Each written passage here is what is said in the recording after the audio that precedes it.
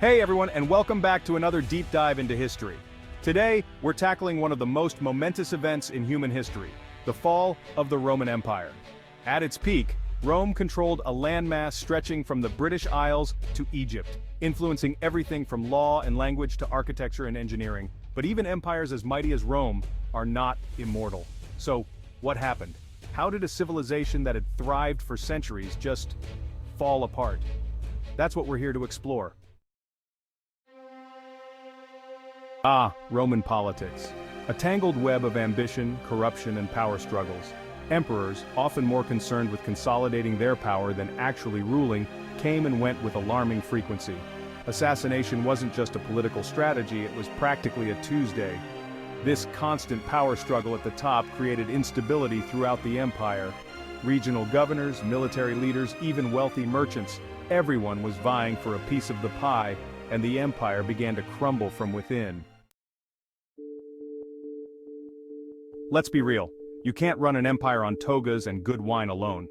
Constant wars and expansion, while initially profitable, eventually drained the empire's coffers.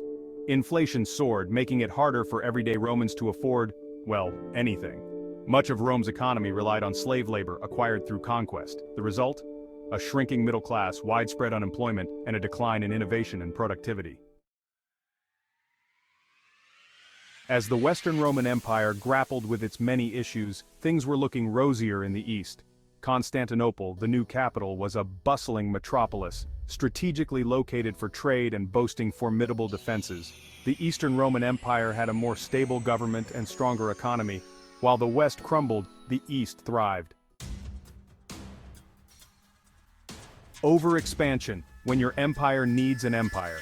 At its peak, Rome controlled a vast territory, but governing such a sprawling empire proved to be a logistical nightmare. Communication lines were stretched thin, making it difficult to respond to rebellions or invasions swiftly. Maintaining those legions, those roads, those garrisons on the frontiers, it was expensive. Rome's insatiable appetite for conquest ultimately led to its indigestion, and the empire found itself stretched too thin, its resources depleted, and its defenses weakened. The Huns, not exactly friendly neighbors. Imagine this.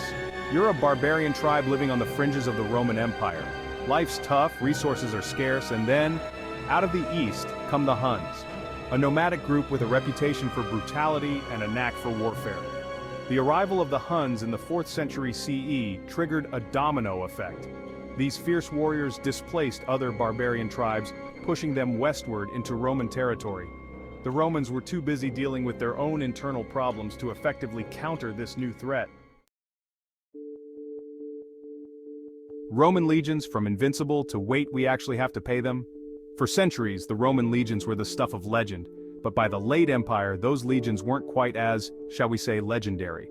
Years of constant warfare had taken their toll, and the quality of recruits declined. The Empire, strapped for cash, increasingly relied on foreign mercenaries to bolster its ranks.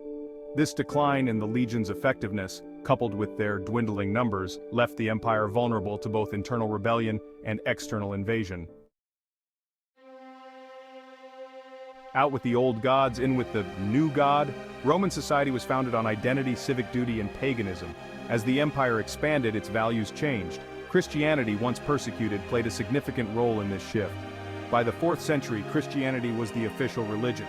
Some argue it undermined the martial spirit, while others say it provided unity during crisis. Civil wars. Nothing says empire in decline, like a good old-fashioned family feud. If there's one thing history has taught us, it's that empires don't tend to go down quietly. In the late empire, civil war became practically a national pastime. Generals challenged emperors, emperors turned on each other, and everyone seemed to have an army of disgruntled citizens ready to back their play for the throne. These internal power struggles drained Rome's already depleted resources, further divided its people, and left it vulnerable to external threats. The legacy of Rome. What have the Romans ever done for us? Besides, everything. The fall of the Roman Empire, a complex tapestry of political instability, economic hardship, military decline, and invasions. The fall of Rome marked the end of an era and the rise of new cultures and political structures. From laws to languages, the Roman Empire's influence is still felt today. Like, subscribe, and comment on what historical mysteries you'd like us to unravel.